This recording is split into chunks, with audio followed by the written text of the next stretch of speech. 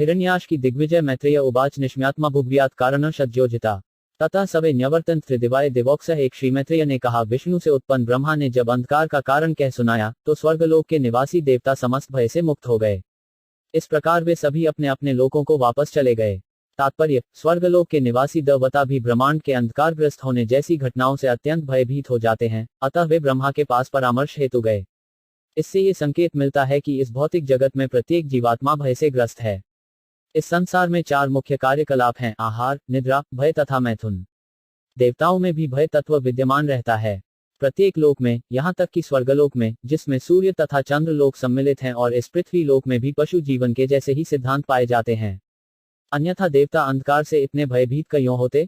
देवताओं तथा सामान्य जनों में यही अंतर होता है कि देवता अधिकारी के पास जाते हैं, जबकि इस पृथ्वी पर रहने वाले सामान्य जन अधिकारी का अनादर करते हैं। यदि लोग अधिकारी के पास पहुंच सकें तो इस ब्रह्मांड की प्रत्येक प्रतिकूल अवस्था सुधर जाए। अर्जुन भी कुरुक्षेत्र के युद्धस्थल में विचलित हुआ था, किंतु वह अधिकारी अर्थात श्री कृष्ण के पास पहुंचा और उसकी समस्या हल हो गई। इस घटना से यही उपदेश मिलता है कि हो सकता है कि हम किसी भौतिक परिस्थिति से विचलित हों, किंतु यदि हम ऐसे अधिकारी के पास पहुंच सके जो समस्या की वास्तव में व्याख्या कर सके तो हमारी समस्या हल हो जाती है। देवता उत्पात का अर्थ जानने के लिए ब्रह्मा के पास गए और उनसे सुनने के बाद वे संतुष्ट होकर अपने अपने धाम शांतिपूर्वक वापस चले गए। दितितु भर्तुरादेशात्पत्य परिषदनी पूर्णे वर्षते साध्वी पुत्रो प्रसुषुते यमो 2 साध्वी दिति अपने गर्भ में स्थित संतानों से देवों के प्रति उपद्रव किए जाने के लिए अत्यधिक शंकालु थी और उसके पति ने भी यही भविष्यवाणी की थी। अतः उसने 100 वर्षों के गर्भकाल के पश्चात जुड़वां पुत्रों को जन्म दिया। उत्पाता बहवस्तत् निपेटुर्जायमानयो दिव्य भुव्यंतरिक्षे चलोक्स्योरुभयावहा। 3 शब्दार्थ दोनों असुरों के जन्म के समय स्वर्गलोक, पृथ्वीलोक तथा इन दोनों के मध्य के लोकों में अनेक प्राकृतिक उपद्रव हुए जो अत्यंत भयावने एवं विस्मयपूर्ण थे। सहाचला भुवशलुर्दिश सर्वा प्रज्वलु सोलकाश्चाशन पेतु केत्वश्चार्तिहित। 4 शब्दार्थ पृथ्वी पर पर्वत कांपने लगे और ऐसा प्रतीत होने लगा मानो सर्वत्र अग्नि ही अग्नि हो। उल्काओं, पुच्छल तारों तथा वज्रों के साथ साथ शनि जैसे अनेक अशुभ ग्रह दिखाई देने लगे। तात्पर्य, जब किसी लोक में प्राकृतिक उत्पात होने लगे तो ये समझना चाहिए कि किसी असुर ने जन्म लिया है। वर्तमान युग में आसुरी लोगों की संख्या बढ़ रही है, फलत प्राकृतिक उत्पात में भी वृद्धि हो रही है। इसमें कोई संदेह नहीं है, जैसा कि भागवत के कथन से हम स्पष्ट रूप से समझ सकते हैं। वा वायु सुदु स्पर्श फुत्कारानी रिमोहु उन्युलंघ पतिवात्यानी को रजोध्वज। 5 शब्दार्थ बार बार सोए सोए करती तथा विशाल वृक्षों को उखाड़ती हुई अत्यंत दुस्सह स्पर्शी हवाएं बहने लगीं। उस समय अंधड़ उनकी सेनाएं और धूल के मेघ उनकी ध्वजाएं लग रही थीं। तात्पर्य, जब अंधड़ चले, अत्यधिक गर्मी या हिमपात हो और तूफानी हवाओं से वृक्ष उखड़ जाएं, तो ये समझना चाहिए कि आसुरी जनसंख्या बढ़ रही है, जिसके कारण ये प्राकृतिक उत्पात हो रहे हैं। आज भी इस विश्व में अनेक ऐसे देश हैं जहां ये सभी उत्पात हो रहे हैं। ये सारे संसार में सत्य है। वहां पर्याप्त धूप नहीं रहती, आकाश सदैव बादलों से घिरा रहता है, बर्फ गिरती है और कड़ाके की सर्दी पड़ती है। इनसे इसकी पुष्टि होती है कि ऐसे स्थानों में उन आसुरी लोगों का निवास है जो सभी प्रकार के वर्जित पापमय कार्य करने के आदी हो गए हैं। जाद सद्दित भोई घटिया नष्ट भागने व्योमनी प्रविष्ट तमसा न संव्याहश्यते पदम। 6 शब्दार्थ आकाश के नक्षत्रों को मेघों की घटाओं ने घेर लिया और उनमें कभी कभी बिजली अमक जाती तो लगता मानो जोर से हंस रही हो। चारों ओर अंधकार का राज्य था और कुछ भी दिखाई नहीं पड़ रहा था। चुक्रोश विमना वार्थिरुदूर्मी क्षुभितोदर सोत्पानाश्च सरितश्चक्षभू शुष्कपमजा। 7 शब्दार्थ उत्ताल तरंगों से युक्त सागर मानो शोक में जोर जोर से विलाप कर रहा था और उसमें रहने वाले प्राणियों में हलचल मची थी। नदियां तथा सरोवर भी विषलुप्त हो उठे और कमल मुरझा गए। मोहु परिद्योभुवनस्राह्यो शशिसूर्यो निर्घाता रथ निर्नादा विवभ्य प्रजगिरी। 8 शब्दार्थ सूर्य तथा चंद्रमा के चारों ओर ग्रहण लगने के समय अमंगल सूचक मंडल बार बार दिखाई पड़ने लगा। बिना बादलों के ही गर्जने की ध्वनि और पर्वत की गुफाओं से रथों जैसी घड़घड़ाहट सुनाई पड़ने लगी। अंतर्ग्रामिषु मुक्तो वमंत्यो वह विमुलबनम सुगाललुकटड्डारः प्रणेदुर शिव शिवा। 9 शब्दार्थ गांवों के भीतर सियारे ने अपने मुखों से दहकती आग उगलती हुई अमंगल सूचक शब्द करने लगी।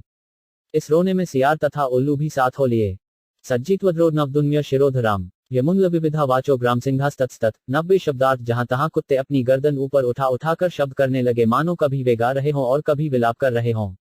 खराश्र कर्क्षय क्षत्तः खुराग्नंतो धरातलम खाकृभसा मत्ता पर्यधावौथश। 19 शब्दार्थ हे विदुर। झुंड के झुंड गधे अपने कठोर खूरों से पृथ्वी पर प्रहार करते हुए तथा जोर जोर से रेंगते हुए इधर उधर दौड़ने लगे। तात्पर्य, गधों की जाति भी अपने को अत्यंत आदरणीय समझती है, अतः जब वे इधर उधर झुंडों में दौड़ने लगते हैं तो मानव समाज के लिए यह अपशकुन माना जाता है। रुदंतो रासभत्रस्ता नीडादुत्पगा घोषे 5 रणये च पशु शकृन पुत्र मकुरवत 12 शब्दार्थ गधों के रेखने से भयभीत होकर पक्षी अपने घोंसलों से निकलकर चीख चीख कर उड़ने लगे और गौशालाओं तथा जंगलों में पशु मल मूत्र त्यागने लगे। गावो 75 बसन्नस गोहस्तो यदा पुएवर्षण यरुदन दिवलिडानी द्रुमा प्यातुर्विनानिलम 13। भयभीत होने के कारण गौवें दूध के स्थान पर रक्त देने लगी, बादलों से पीप बरसने लगा, मंदिरों में देवों के विग्रहों से आंसू निकलने लगे और वृक्ष बिना आंधी के ही गिरने लगे। ग्रहान्यून्यतमानन्य भगनाश्यापी दीपिता अतिचेरुवक्रगत्या युयुधूष परस्परम 14 शब्दार्थ मंगल तथा शनि जैसे ग्रह बृहस्पति, शुक्र तथा अनेक शुभ नक्षत्रों को लौट कर तेजी से चमकने लगे। टेढ़े मेढ़े रास्तों में घूमने के कारण ग्रहों में परस्पर टक्कर होने लगी। तात्पर्य, ये ब्रह्मांड भौतिक प्रकृति के तीनों गुणों के वश में रहकर घूम रहा है। सतोगुणी जीवात्माएं पवित्र योनियां मानी जाती हैं, यथा पवित्र देश, पवित्र वृक्ष आदि। ग्रहों लोकों के साथ भी ऐसा ही है। अनेक ग्रह शुभ माने जाते हैं और अन्य ग्रह अशुभ। शनि तथा मंगल अशुभ सूचक हैं। जब पवित्र ग्रह बहुत तेजी से चमकते हैं तो ये शुभ सूचक होता है, किंतु जब अशुभ ग्रह तेजी से चमकते हैं तो ये शुभ सूचक नहीं माना जाता। इष्ठायांशुभ महोत्पातांत तत्वविद प्रजा वहापुत्रानृते भीता मेनिरे विश्व सिंप्लिवम 15 शब्दार्थ इस प्रकार के तथा अन्य अनेक अपशकुनों को देखकर ब्रह्मा के चारों ऋषि पुत्र, जिन्हें जय तथा विजय के पतन एवं दिति के पुत्रों के रूप में जन्म लेने का ज्ञान था, उनके अतिरिक्त सभी लोग भयभीत हो उठे। उन्हें इन उत्पातों के मर्म का पता न था और वे सोच रहे थे कि ब्रह्मांड का प्रलय होने वाला है। तात्पर्य, थैवद गीता के 7वें अध्याय के अनुसार प्रकृति के नियम इतने कठोर हैं कि कोई भी जीवात्मा इनका अतिक्रमण नहीं कर सकता। ये भी बताया गया है कि कृष्ण भक्ति में पूर्णतया कृष्ण को अर्पित जीवात्मा ही बच सकता है। श्रीमद् भागवत के इस विवरण से हम ये जान सकते हैं कि दो महान असुरों के जन्म लेने से अनेकानेक प्राकृतिक उत्पात होने प्रारंभ हो गए। अप्रत्यक्ष रूप से यह समझना चाहिए कि जैसा पहले वर्णन किया जा चुका है, जब भी पृथ्वी पर ऐसे उत्पात सतत होते हैं तो यह इस बात का सूचक है कि कुछ आसुरी लोग उत्पन्न हो गए हैं अथवा उनको संख्या बढ़ गई है। पुराकाल में दिति से उत्पन्न हुए केवल 2 असुर थे तो भी इतना अधिक उत्पात हुआ था। आजकल विशेष रूप से इस कलयुग में ऐसे उत्पात तो नित्य प्रति ही देखे जाते हैं, जो इसके सूचक हैं कि आसुरी जनसंख्या में निश्चित रूप से वृद्धि हुई है। आसुरी जनसंख्या में वृद्धि को रोकने के लिए वैदिक सभ्यता में सामाजिक जीवन के अनेक विधि विधान थे, जिनमें से अच्छी संतान पाने के लिए गर्भाधान संस्कार प्रमुख था। भगवद गीता में अर्जुन श्री कृष्ण से कहते हैं कि यदि वर्णशंकर लोग उत्पन्न होंगे तो ये सारा संसार नरक जैसा लगेगा।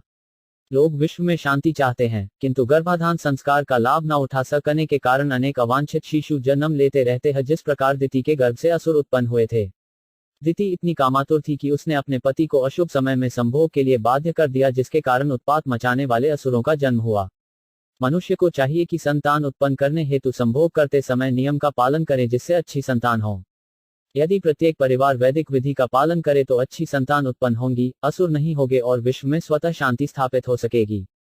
यदि हम अपने जीवन में सामाजिक शांति के नियमों का पालन नहीं करते तो हमें शांति की आशा नहीं करनी चाहिए। उल्टे हमें प्राकृतिक नियमों की कठोर प्रतिक्रियाओं से जूझना होगा।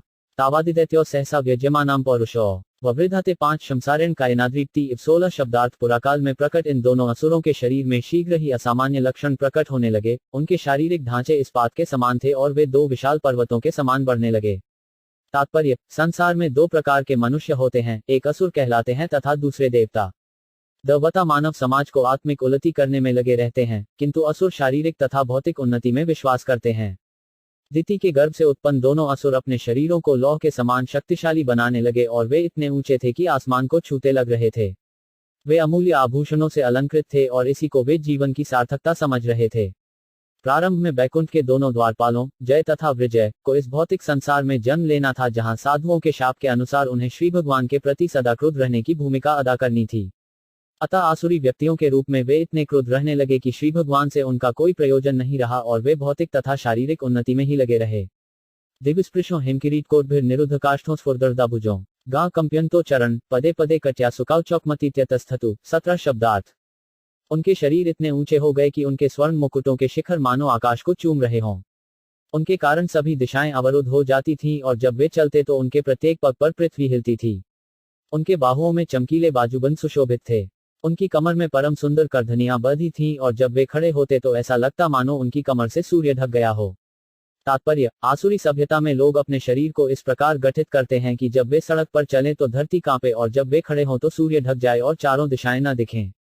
यदि किसी देश की कोई जाति बलिएट शरीर वाली प्रकट हो जाती है तो वह देश भौतिक दृष्टि विश्व के उन्नत राष्ट्रों में गिना जाता है। प्रजापतिर्नाम तयोरकाशीदू यह प्राक् स्वदेहाद्म्योर्जायत तब वह हिरण्यकशिपुन विदु प्रजा यम तम हिरण्याश्मसूत साग्रत 18 जीवात्माओं के श्रेष्ठा कश्यप ने अपने जुड़वां पुत्रों का नामकरण किया। जो पहले उत्पन्न हुआ उसका नाम उन्होंने हिरण्याश रखा और जिसको दिति ने पहले गर्भ में धारण किया था उसका नाम हिरण्यकशिपु रखा। तात्पर्य, पिंड सिद्धि नामक प्रामाणिक वैदिक ग्रंथ में गर्भावस्था का बहुत ही सुंदर वैज्ञानिक वर्णन मिलता है। ये बताया गया है कि मनुष्य के वीर्य के 2 बिंदु क्रमशः स्त्री के गर्भाशय में प्रविष्ट होते हैं तो 2 भ्रूणों का विकास होता है और जब वे गर्भ से बाहर निकलते हैं तो वे गर्भधारण के क्रम से विपरीत क्रम में निकलते हैं। अतः जिस शिशु का पहले गर्भ धारण होता है वह बाद में जन्म लेता है और बाद वाला पहले जन्म लेता है। यहाँ पर हिरण्याश पहले प्रकट होता है, जिसका तात्पर्य ये हुआ कि वह बाद में गर्भ में आया था जबकि हिरण्यकशिपु पहले गर्भ में आया था, इसलिए वह बाद में प्रकट हुआ। चक्रे हिरण्यकशिपुर दोषा ब्रह्मरेण चल वशे सपालोकाश्रीनकुतो मृत्युरुधत 19 शब्दार्थ ज्येष्ठ पुत्र हिरण्यकशिपु को तीनों लोकों में किसी से भी अपनी मृत्यु का भय न था क्योंकि उसे ब्रह्मा से वरदान प्राप्त हुआ था। इस वरदान के कारण यह अत्यंत दंभी तथा अभिमानी हो गया था और तीनों लोकों को अपने वश में करने में समर्थ था। तात्पर्य, अगले अध्यायों में पता चलेगा कि ब्रह्मा को प्रसन्न करने के लिए हिरण्यकशिपु ने कठिन तपस्या को थी और तब उसे अमर रहने का वरदान प्राप्त हुआ था।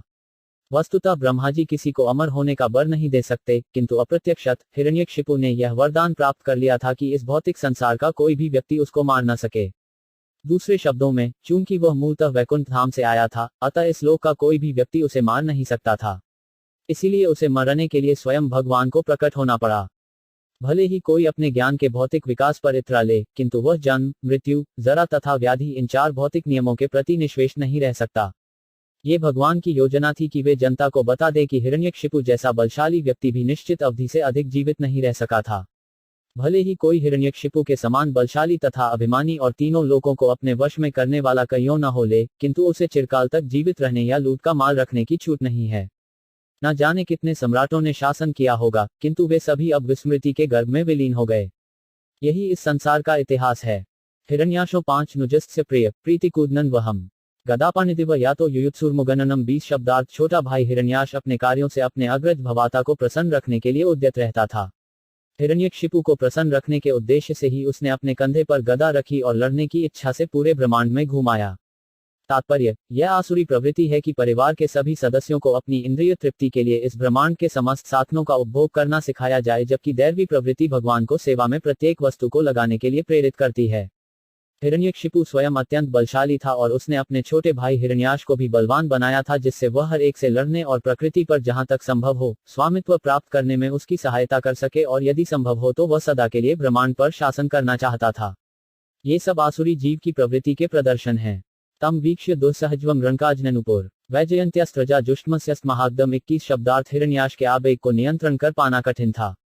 उसके पैरों में सोने के नूपुरों की झनकार हो रही थी, उसके गले में विशाल माला सुशोभित थी और वह अपनी विशाल गदा को अपने एक कंधे पर धारण किए था। मनोवीर्यवरोत्सिक मसृण्यम कुतभयम भीता निलिलपिरे देवास्ता शत्रस्ता एवाहय 22 शब्दार्थ उसके मनोबल, शारीरिक बल तथा ब्रह्मा द्वारा प्राप्त वरदान ने उसे दंभी बना दिया था। उसे न तो किसी से अपनी मृत्यु का भय था और न उस पर किसी का अंकुश था। अतः देवता उसे देखकर ही भयभीत हो उठते थे और अपने को उसी प्रकार छिपा लेते जिस तरह गरुड़ के भय से सर्प छिप जाते हैं। तात्पर्य, जैसा कि यहाँ पर वर्णन हुआ है, सामान्य रूप से असुर अत्यंत बलिष्ठ होते हैं, अतः उनकी मानसिक दशा भी ठीक रहती है और उनका शौर्य असाधारण होता है। हिरण्याश तथा हिरण्यकशिपु इस ब्रह्मांड के भीतर किसी के द्वारा न मारे जा सकने का वर प्राप्त करके प्रायः अमर बन गए थे और पूर्णतया निर्भय हो चले थे।